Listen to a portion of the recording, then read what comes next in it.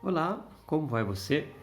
Estamos aqui de novo no nosso minuto de reflexão, ainda discorrendo sobre o tema o sangue e a salvação, porque os temas estão interligados, certo? E eu gostaria de ler um versículo muito polêmico que está em Hebreus capítulo 6, versículo 4, para que a gente possa refletir um pouco sobre isso. No versículo 4 está escrito assim: é impossível que os que já uma vez foram iluminados e provaram do dom celestial e se fizeram participantes do Espírito Santo e provaram a boa palavra de Deus e os poderes do mundo vindouro e depois caíram, sejam outra vez renovados para o arrependimento. Esse versículo, quando eu me converti, ele me assustou muito, porque eu tinha um medo terrível de perder a salvação. E eu acho que toda pessoa que crê em Deus e espera um céu de glória quando esta vida terminar, tem medo de perder a sua salvação.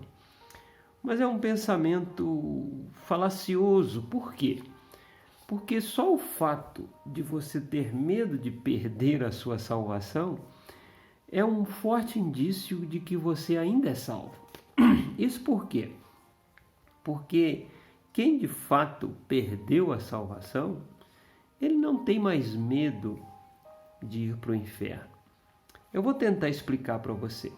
Observe que o texto diz o seguinte: aquela pessoa supostamente no livro de Hebreus, ela provou do dom celestial.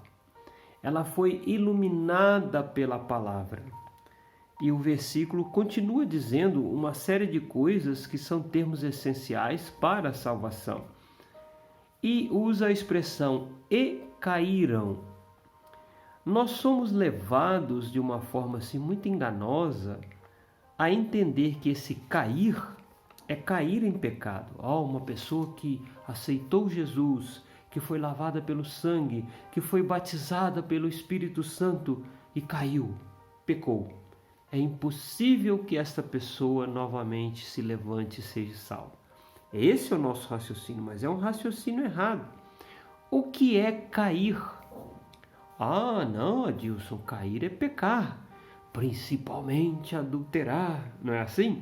No nosso meio evangélico, no meio das pessoas que creem em Deus de forma geral, o adultério é um pecado imperdoável. Nós assentamos no trono de Deus como juízes no lugar de Deus e falamos que o adultério, caiu, ele adulterou, ele não tem mais salvação. Como se o adultério fosse o maior pecado. E acredite, não é. Eu posso garantir para você, com todas as letras, o adultério é um pecado, é feio, denigre a imagem do crente, do cristão. Mas não é o pior pecado, existem pecados piores. Acredite no que eu estou te dizendo. Mas veja bem, nós associamos essas ideias, que a pessoa adulterou, perdeu a salvação. E isso não é verdade. O que é o termo cair que está sendo citado no livro de Hebreus? Vamos viajar no tempo e tentar entender a respeito do que o escritor está falando. O cristianismo, naquela época, tinha um forte concorrente, algo que fazia com que as pessoas desviassem da sua confissão de fé. Essa é a questão. Era o judaísmo, porque as pessoas aceitavam a Cristo, convertiam ao aquele evangelho das boas novas, mas depois iam se envolvendo com as práticas do judaísmo até negar a confissão de fé e negar a Cristo como Salvador, esperar o Messias que ainda vai vir. Isto é cair,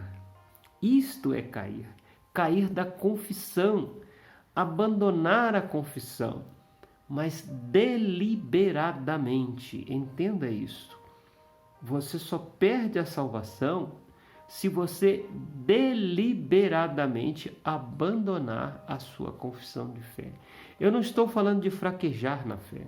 Eu não estou falando de cair em pecado. Eu estou falando em deliberadamente você abandona a sua confissão de fé e passa a crer que Jesus ainda virá, que ele não ressuscitou e que você não é lavado e remido no sangue dele. Se você fez isso e deliberadamente permanece nessa confissão, então este texto se aplica a você. É impossível você ser salvo. Mas isso não tem nada a ver com cair em pecado, mesmo porque você não foi salvo porque você deixou de pecar, você foi salvo porque aceitou o sangue de Jesus que te purifica de todo pecado.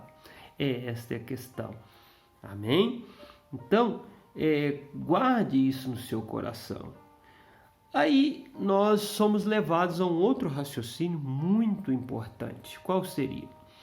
Então quer dizer que se eu pecar, eu não perco a minha salvação? Ela é garantida? Eu posso aceitar a Cristo, ser salvo e viver em pecado? Bom, nós temos dois raciocínios aí que vale a pena a gente pensar. O primeiro, quem é nascido de Deus não tem prazer em pecado. Ele peca, mas chora pelo seu pecado, confessa a Deus e quer se livrar dele. Quem é nascido de Deus não tem prazer em pecar. E o outro raciocínio, eu preciso levar a você a uma passagem que está no livro de Coríntios, muito interessante. Paulo fala de um homem que, apesar de crente, ele estava numa situação de incesto. Ele estava, se não me falha a memória, possuindo a mulher do seu pai. E Paulo fala uma palavra muito pesada, que ele entregou o tal para que o seu corpo fosse destruído, mas o seu espírito fosse salvo no último dia. Palavra pesada, não é? Aí você pensa assim, mas Paulo entregou o crente rebelde nas mãos de Satanás para que ele morresse, mas que ainda houvesse para ele alguma chance de salvação. Parece uma coisa maldosa, mas não é. Paulo estava com medo do pecado contínuo e permanente daquele crente, com o tempo, o levasse a corroer, a destruir a sua confissão de fé, e que ele realmente fosse perdido e fosse para o inferno. Então, o que Paulo estava dizendo? Estava dizendo que aquele cidadão ia morrer, mas ainda em tempo antes que ele abandonasse a sua confissão de fé. Veja que a permanência voluntária no pecado, ele pode corroer a sua confissão de fé, porque você não pode de forma nenhuma confessar uma coisa e viver outra. A maior prova que você crê em Cristo é a sua vida. A sua prática diária, ela mostra se você crê em Cristo ou não. Então, se uma pessoa permanece em pecado, permanece em adultério, permanece em fornicação, sabe que está errado, mas decide continuar desta maneira, ele está confessando algo diferente do que é estar em Cristo.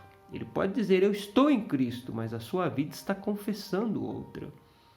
Porque confissão de fé é uma coisa muito ampla. Confessar a Deus diante dos homens é o quê? É no seu falar, é no seu viver, é na sua atitude no dia a dia e através dos anos. Você acaba confessando a Jesus diante dos anjos e diante dos homens.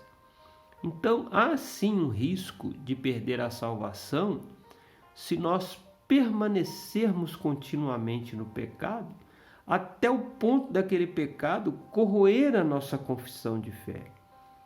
Mas não é o pecado que tira a salvação do homem. É o deixar a confissão de fé é que derruba o homem.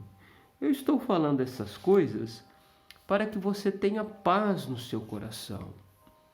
Tenha paz no seu coração. Eu já conversei com muitas pessoas que falam assim, eu acho que um dia eu blasfemei contra o Espírito Santo e eu não tenho mais salvação. Veja bem, se você ainda tem esse carinho por ser salvo, se você ainda tem amor às coisas de Deus, com certeza você, eu falo isso como homem, com certeza você não blasfemou o Espírito Santo. Porque quem blasfema contra o Espírito Santo, ele não tem mais temor de Deus e não tem mais amor à salvação. O coração dele está corroído. Não deixe que o diabo tire a sua paz. Não deixe que Satanás tire a alegria da salvação do seu coração. A Bíblia diz o seguinte: se confessarmos os nossos pecados, Ele é fiel e justo para nos perdoar e nos purificar de toda transgressão. Você acha que você está em pecado? É tempo de confessar. Você acha que você agiu mal? Chore o seu pecado na presença de Deus. E o sangue de Jesus vai te purificar, vai te lavar e vai te colocar de pé de novo nessa caminhada. Basta que você creia. Creia sobretudo no amor de Deus. Ele te ama e o amor dele é muito maior do que você possa imaginar. Tá bom? Fique bem e fique com Deus.